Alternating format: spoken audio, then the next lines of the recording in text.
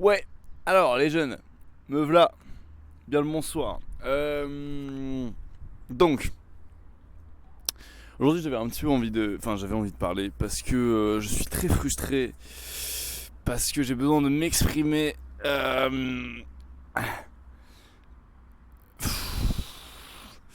En haut, je sais même plus quand t'étais eu les dernières vidéos, ça doit faire peut-être 2 semaines, quelque chose du style. Toujours est-il, déjà là, je parlais du fait que mon taf me cassait les boules et que j'avais pas envie d'aller taffer ce genre-là. Et bah ça n'a pas changé. Bah j'ai toujours pas envie d'aller bosser. Euh, En fait c'est assez étrange parce que... Enfin c'est assez étrange. Au début de... Au début de mon contrat, en fait je kiffais aller au taf. C'était un vrai moyen d'expression, un petit enjeu. Enfin, c'était cool de pouvoir se développer et développer ma capacité à parler, à entrer en communication avec les gens, tout ça. Et, euh, et je suis super content en fait d'avoir essayé ça. Il y avait un petit chien. D'avoir essayé ça. C'était vraiment très très riche comme expérience. Et, et maintenant que bon bah en fait je crois que j'ai fait un peu le tour dans le sens où bah je sais engager la conversation avec n'importe qui n'importe quand plus ou moins. Euh, y a pas de souci. Grâce à ça même, j'ai réussi à. Enfin, j'ai eu la chance de trouver ma copine. Je me suis fait plein de potes, notamment mes collègues. Et ouais, c'est ça en fait. J'ai un peu fait le tour.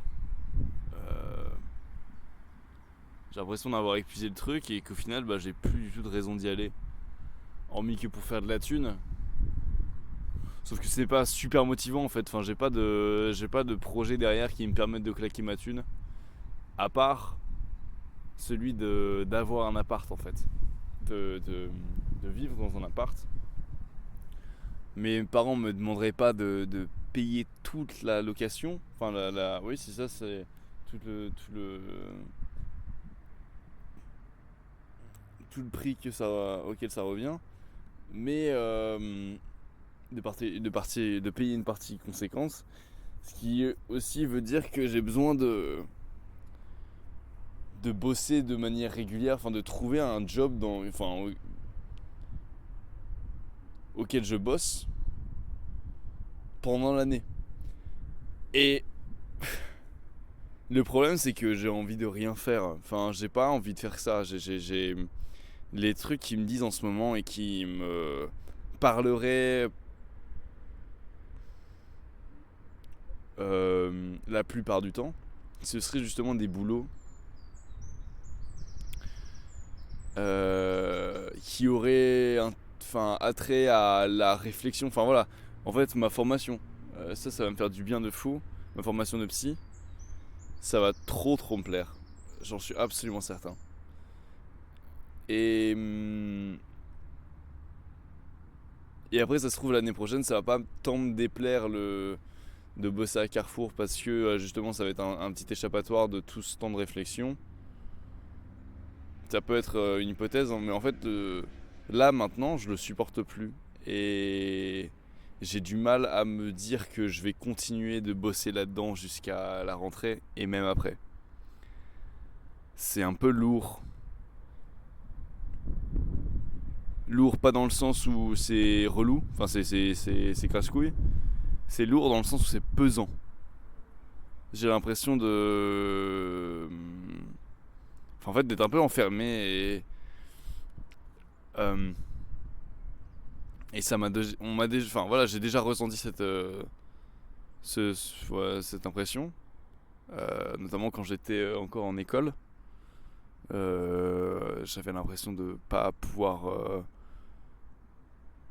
profiter en plus du fait que j'étais seul chez moi et que je le vivais très mal parce qu'en fait, voilà, les deux ensemble, le fait que j'étais pas du tout épanoui dans mes études et que quand je rentre chez moi, bah, je sois seul et que j'ai rien à faire, les deux, ça a été très difficile et je me retrouve dans la même situation en fait. Mais un peu différente, dans le sens où bah j'ai pas envie d'aller taffer. Quand je le fais, c'est pénible. Quand je rentre, j'aurais envie de. Bah, ça sert un petit peu le piège aussi, c'est j'ai envie de décompresser. Et, et c'est pas bon signe en fait. Honnêtement, c'est pas bon signe du tout. Le besoin de décompresser comme ça, c'est un peu. Ça veut dire qu'il y a un truc qui déconne quoi. De base, une activité à la semaine, enfin une activité à temps plein, c'est pas censé prendre de l'énergie, c'est censé la créer. C'est censé. Comment dire ça? Épanouir en fait. Et satisfaire. Et je me retrouve pas du tout là-dedans en fait.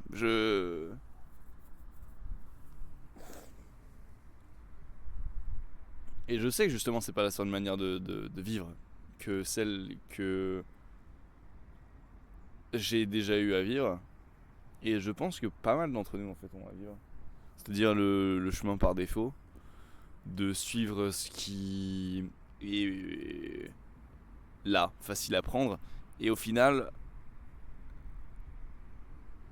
d'en payer les conséquences dans le sens où on n'est pas du tout épanoui, on cherche constamment à s'enfuir.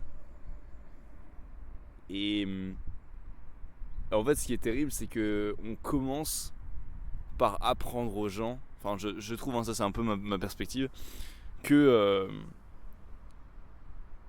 ne pas être épanoui c'est normal. C'est-à-dire que au collège, surtout au collège j'ai trouvé. Au collège en tout cas dans le collège dans lequel j'étais, c'était carrément élitiste donc forcément ça a pas aidé. Mais je pense que c'est un peu vrai pour tout le monde. Personne n'avait envie d'aller au collège, peu de monde a envie d'aller au lycée. Et en vrai une partie non négligeable des gens ont envie d'aller ont envie d'aller en cours en fait aux études supérieures.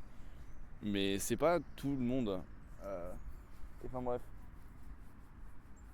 Tout ça pour dire qu'on n'est pas habitué à être épanoui, on sait pas à quoi ça correspond. Et pour cette raison, on sait pas identifier quand ça va mal. Et moi, ça a été longtemps mon cas, de me dire que bah, en fait, c'était ok de noyer un peu le poisson dans les jeux vidéo. Ça a été mon cas. Je pense que c'est pas anodin de tant jouer aux jeux vidéo. Lorsque on peut remarquer que quelqu'un joue aux jeux vidéo très souvent, et les parents diront peut-être trop, honnêtement c'est parce qu'il y a, je pense,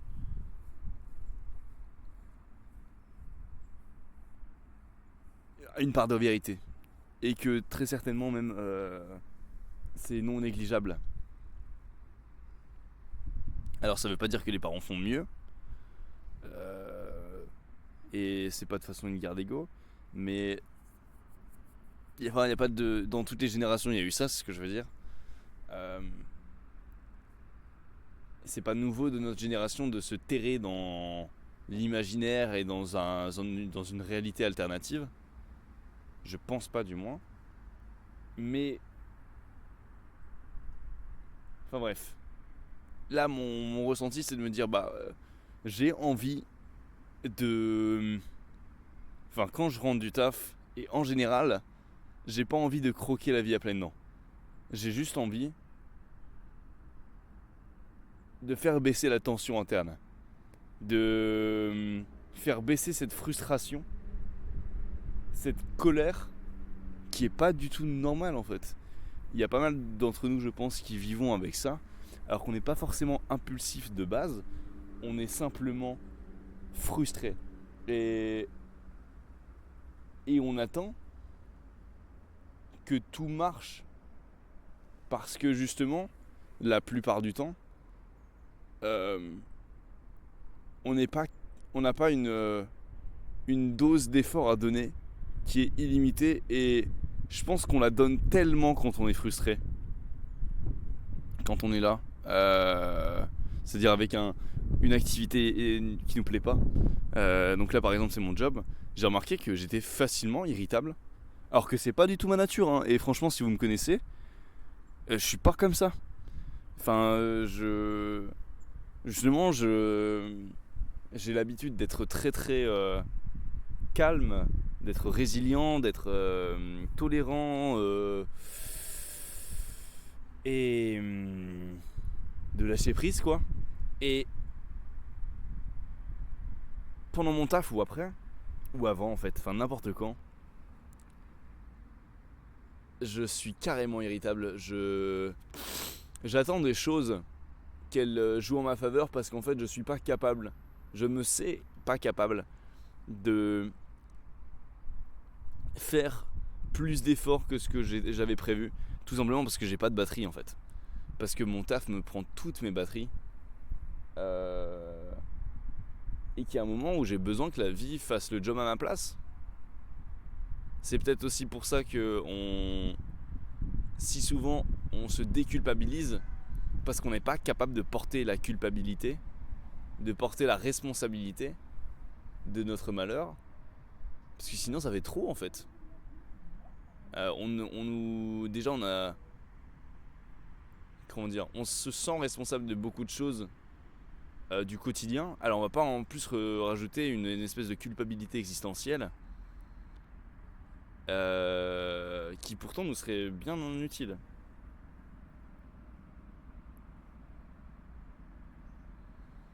Enfin bref, j'en suis au point où juste ouais c'est ça, je peux plus ignorer le fait que je suis pas bien du tout avec mon job et avec mon quotidien, avec ma routine. Je suis perpétuellement dans la frustration, dans le l'attente, dans le comment on appelle ça,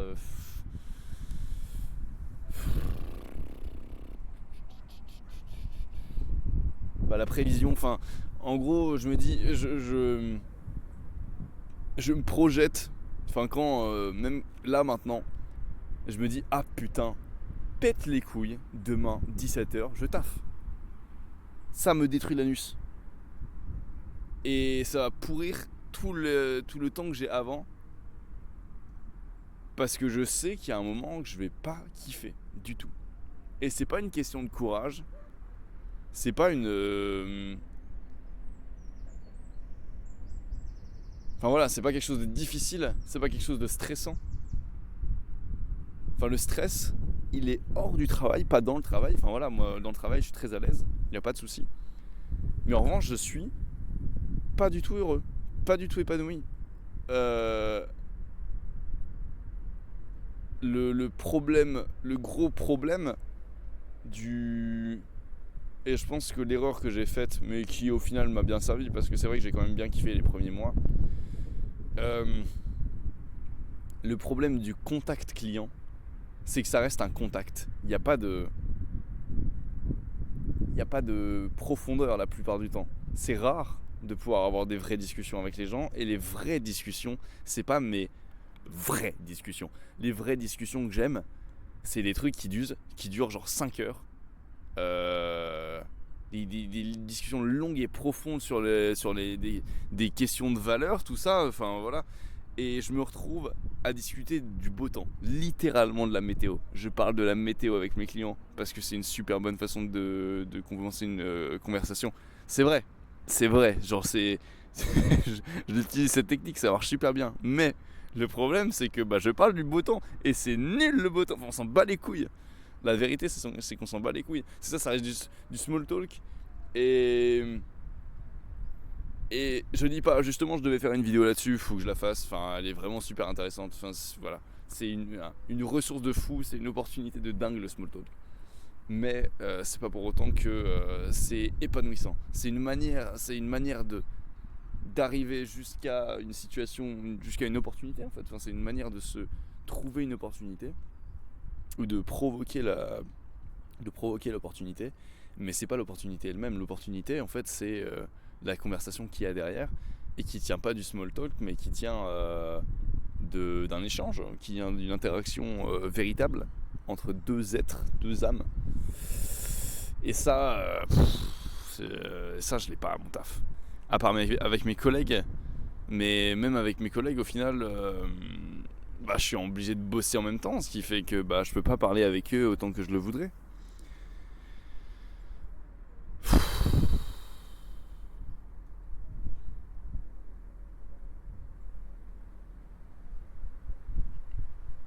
Ah non, c'est frustrant.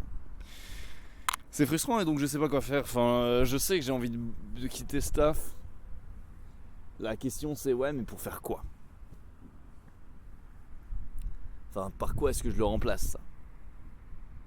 Parce que il va bien falloir que je me trouve une activité. C'est pas négociable.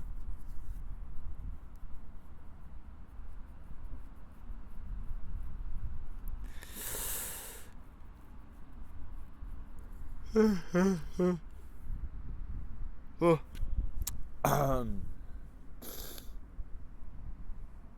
Mais je sais pas quoi. Je pense à des trucs genre. Basic Fit par exemple. Mais bon, est-ce que ça vaut le coup? Est-ce que vraiment je vais kiffer? Parce que.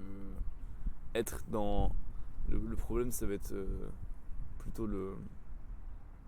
Déjà les contrats. Parce que je crois que j'avais déjà parlé à des bookkeepers qui bossent chez Basic Fit. Je sais même pas s'ils sont des contrats en dessous de 20 heures. Je parle pour l'année prochaine, hein, donc je me projette un petit peu. Et même si c'était 20 heures, est-ce que c'est vraiment satisfaisant? Est-ce que ça fait plaisir de rester dans la même salle toute la journée et de parler avec des gens qui vont à la salle? Le problème des boogies qui vont à la salle, c'est que franchement, c'est un peu des parodies. Moi y compris, hein. Moi y compris, franchement, je suis pas. Voilà, je suis toujours un petit peu dans ce délire de narcissisme physique. Ce qui est pas grave en soi, mais enfin, c'est souvent des gens qui sont très tournés autour de ça, qui sont pas forcément à l'aise. Non, mais c'est un peu spécial. Je pense que vous êtes déjà allé dans une salle, c'est très très spécial. Et si vous n'êtes jamais allé dedans, franchement, c'est comme ce que vous pouvez vous imaginer. C'est très drôle. Mais donc voilà, est-ce que vraiment ça vaut le coup? euh... Je ne sais pas. Bon, la salle, ok, c'est une option. Et après, je sais pas parce que justement, le contact client, c'est frustrant en fait. Justement, je trouve ça frustrant. Enfin, après, là, c'est peut-être parce que j'ai une seule expérience, c'est que je suis tombé sur un truc un peu extrême. Le délire du Carrefour, c'est que là, c'est un Carrefour City. Les gens ont des très petits paniers, j'ai pas le temps de parler avec eux en fait. Pendant que je fais la caisse, enfin voilà, je fais un peu un one-man show, c'est très marrant hein, de l'extérieur, mais les gens avec qui j'ai des vraies interactions, c'est rare. Donc bon, c'est ça, ça va un petit peu donner le goût de l'amertume avec cette frustration constante du rapport à l'autre incomplet.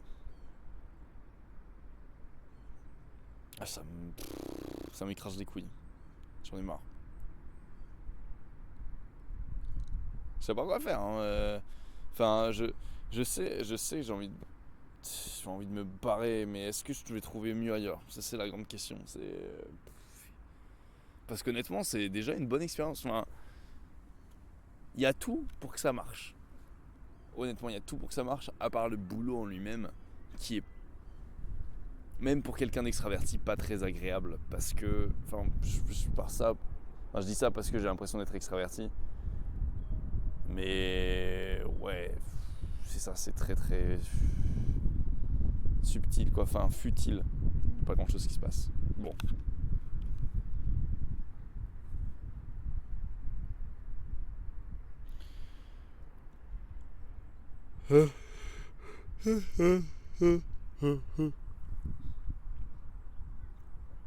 Et oh tiens, tant qu'on y est, de toute façon c'est mon journal intime, nique sa race. Autant que j'ai. Enfin voilà, si j'ai pas d'idée de comment avancer, alors je vais au moins expliquer un petit peu mon raisonnement, comment j'en suis arrivé ici. Bon, déjà, le fait de remarquer que j'ai pas envie d'aller au taf, c'est un truc tout con, mais ça fait la différence en fait. Le fait de pas avoir envie de se lever, Le fait d'avoir le sun de s'être levé. Le fait d'y aller à reculons. D'être frustré de pas faire autre chose. Enfin voilà. Il y a 10 000 sentiments qui vont avec le fait de pas avoir envie. Et c'est une super idée que de les écouter. Personnellement, c'est ça, je les ai écoutés et on a tendance à croire que c'est normal. Voilà, j'en parlais tout à l'heure. Je pense que c'est pas normal en fait de pas aimer son activité professionnelle et son activité à plein temps. De pas aimer ses études, c'est pas normal. De pas aimer son job, c'est pas normal non plus. Et on néglige ça. Enfin, en fait, on a peut-être tendance à penser que un job, c'est la partie d'obligation. C'est pas vrai en fait. C'est pas vrai. Il y a plein de manières de bien vivre la vie. Et le truc, c'est que on a souvent pas l'expérience. Enfin, en tout cas, moi, j'avais pas l'expérience. Je pouvais pas dire que c'était possible de vivre confortablement dans une activité professionnelle ou étudiante. Je pense que personnellement, c'est simplement que je l'ai pas vécu assez pour me dire que c'était pas le cas.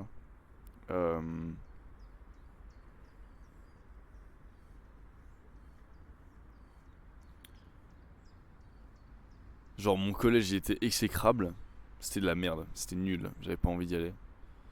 Le lycée, ça allait. Enfin, plus je vieillissais, mieux ça allait. C'était correct. J'avais envie d'aller en cours. J'avais envie de voir mes potes, enfin voilà, c'était un bon moment. Le début des années, enfin de mes études, c'était cool. Pareil, j'étais motivé en vrai. Enfin voilà, il y avait quelques cours et ça dépendait aussi du moment de l'année. Plus on était vers la fin de l'année, moi j'étais motivé, moi j'avais envie d'y aller. Mais les débuts d'année, c'était cool. Les premiers semestres, c'était vraiment bien. Ce qui fait que ça m'a donné quand même une petite base de savoir que c'était possible d'être motivé, d'avoir envie d'aller en cours. C'est possible de se lever le matin et d'avoir envie de se lever. Et donc en troisième année, là où j'ai commencé à rentrer en école, c'est là que je me suis rendu compte que en fait, j'aimais pas du tout ça et que j'allais pas aimer ça non plus. Là, une partie de la raison pour laquelle je m'inquiète de mon état maintenant, c'est parce que je sais que ça va pas s'améliorer. En fait, je sais que j'ai fait le tour. Je sais que ce pourquoi je suis venu et ce que j'appréciais avant, je l'apprécie plus maintenant. Pour des raisons qui sont essentiellement narcissiques. Parce que en fait, ça me rassurait d'être en contact avec des gens et de me savoir capable de rentrer en contact avec des gens. Et puis maintenant que je suis rassuré là-dessus, en fait, j'ai plus de raison de rester. Hormis les contacts eux-mêmes, mais les contacts qui sont superficiels. Et c'est ça le truc, c'est que le superficiel, c'est cool quand il y a besoin de juste la surface.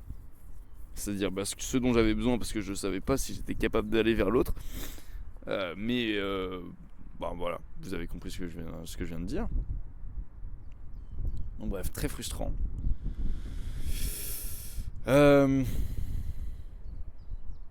Donc voilà, avec mon école d'ingé, je m'étais rendu compte que en fait ça marchait plus du tout, que j'allais pas revenir dans l'état d'excitation dans lequel j'étais, enfin juste d'épanouissement.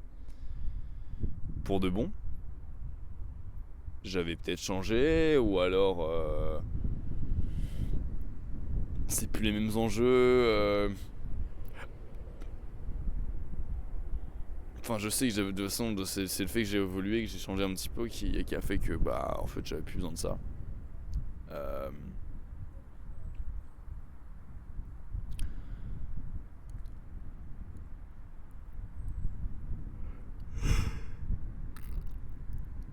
Mais donc voilà, ce qui est un peu tragique, c'est que je pense que la plupart des gens, s'ils se croivent what the fiac, chienne, là c'est premier degré un croave. What the fiac. Bon. Ok les gars, on va faire un Men in Black. Hop, bzut. Vous avez rien vu? Oh, c'est terrifiant. Je reprends ma phrase. Il y a des gens, même s'ils croient qu'ils sont fainéants par exemple, ou que simplement ils sont pas amenés à vivre une vie épanouissante ou riche, euh, je pense que c'est simplement qu'ils ont jamais vécu assez fort pour être capable de comparer de se dire qu'il y a une autre manière de vivre. Mais c'est même pas que ça va prendre l'effort, c'est que je pense que juste eux ne voient pas l'intérêt. Et pareil, on peut pas reprocher à quelqu'un qui est touché par la dépression de pas avoir envie de quoi que ce soit. Il voit juste pas l'intérêt. C'est exactement pareil. Et je pense que c'est même une certaine forme de dépression. C'est une déprime chronique, je pense. De se dire qu'en fait, bah, à quoi bon chasser ses rêves si on peut avoir une vie classique? Si les gens survivent comme ça, alors pourquoi pas moi? C'est une vision et ça se défend, ça se comprend. Moi, je trouve ça insupportable. Parce que voilà, j'ai ma manière de vivre les événements, parce que je pense que je suis particulièrement sensible à la notion de frustration, de plaisir. En fait, il me faut du plaisir instantané dans tout ce que je fais. Et il faut quelque chose de riche, il faut quelque chose en fait, de vif, de quelque chose que je puisse ressentir. Parce que sinon, il n'y a rien qui m'anime. Il n'y a pas un... c'est-à-dire que tous mes... Là, mes projets de vie sur le long terme sont basés... Putain, je suis très loin de mon micro. Les projets de vie sur le long terme sont basés sur ma capacité à vivre le jour présent. Et... ce qui fait que, bah, en fait, je me vois pas du tout avoir d'autres... Nos petits chiens. Je me vois pas du tout avoir d'autres projets que... Enfin, négliger mon quotidien. C'est-à-dire que là, personnellement, ma vie, c'est un petit peu les projets que j'ai dans ma vie, c'est comment est-ce que je peux armer mon quotidien pour faire de chaque jour le terreau d'une vie épanouie, en fait. D'un moment épanoui. C'est-à-dire que là, je construis mon futur en ce sens que je veux pas reporter à demain. C'est ça qui est assez troublant. C'est ça qui est assez intéressant aussi. C'est le fait que j'ai cru que j'étais très longtemps quelqu'un qui procrastinait. Un procrastinateur. Et au moment où je dis ça, en fait, je me rends compte que bah, c'était pas le cas. Je procrastinais. Enfin, j'étais pas un procrastinateur par essence. J'étais un procrastinateur par circonstance, en fait. Là... tout mon lycée en fait, tout mon lycée j'étais là-dedans. Et c'est enfin toute ma vie en fait. Toute ma jeune vie avant les 18 ans, avant les études supérieures, j'ai beaucoup procrastiné. Simplement parce que j'avais pas envie de bosser, juste ça donnait pas envie, ça me donnait aucun plaisir et c'est normal que j'ai envie de procrastiner parce que j'ai pas eu ma dose quoi.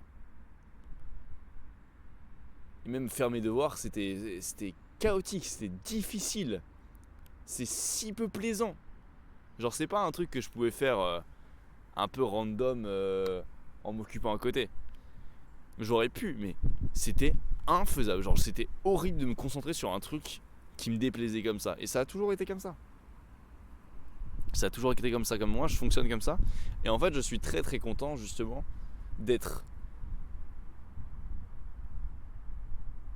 ultra sensible à la frustration. Parce que la frustration, je pense que c'est quelque chose qui n'est pas à prendre à la légère. La frustration, elle naît, elle a une raison d'être. Et libre à nous de l'écouter ou pas. Dans mon cas, j'ai pas le choix. Et c'est ma meilleure chance, en fait. C'est un signal qui est pas là par hasard. si on est frustré, enfin voilà, tout est en fait, enfin voilà, si on prend un petit peu la théorie darwinienne, si on réfléchit sur une espèce de vue macroscopique, de se dire que bah en fait tout notre fonctionnement, il est là pour une raison.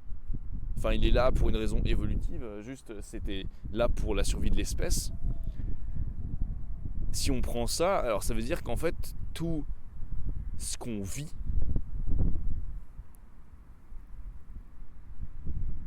est certes le résultat de ce que l'environnement imprime sur nous, mais c'est aussi de comment nous on l'interprète et on le ressent. Et ça, c'est génétique. Et si c'est génétique, c'est général à l'espèce en fait. C'était là pour une bonne raison. On a évolué de cette manière parce qu'il fallait.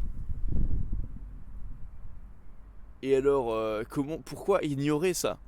Pourquoi ignorer quelque chose qui est arrivé pour de très bonnes raisons? Donc moi, c'est cette chance-là que j'ai, c'est de pas pouvoir l'ignorer. Il y en a qui peuvent, mais est-ce qu'ils devraient? Est-ce que parce qu'ils ont la chance de pouvoir vivre outre la frustration, est-ce qu'ils devraient?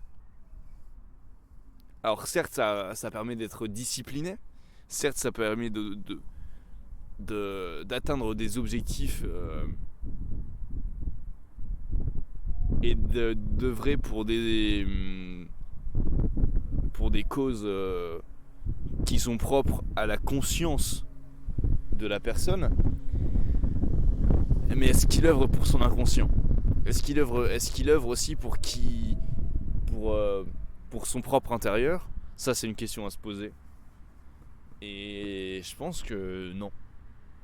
Je pense que ça ne le sert pas en fait. Je pense que justement, être dans cette espèce de résistance, dans ce déni de soi-même, c'est dangereux parce que ça nous donne l'opportunité de construire pour les autres et pas pour nous. Enfin, de croire que les rêves des autres sont nôtres, de croire que les idéaux de la société sont les nôtres. Enfin, ils peuvent l'être, mais est-ce que c'est une bonne nouvelle? Je pense pas. Enfin voilà. J'ai peut-être d'autres trucs à dire, mais en vrai, je dois me barrer. J'ai un peu le seum. Voilà, là, il est 18h53. Je regarde si j'ai une notif. Rien du tout. Nickel. Et donc voilà, c'était une belle vidéo. Je suis content d'avoir parlé, ça m'a fait du bien. J'espère que vous avez bien écouté. Enfin, en tout cas, que c'était pas instructif, mais au moins. Que vous avez tiré quelque chose. Moi, je vous fais des énormes bisous. Je suis extrêmement moche, c'est très marrant. Et donc voilà. Qu'est-ce? Atos. Des bisous, je vous aime.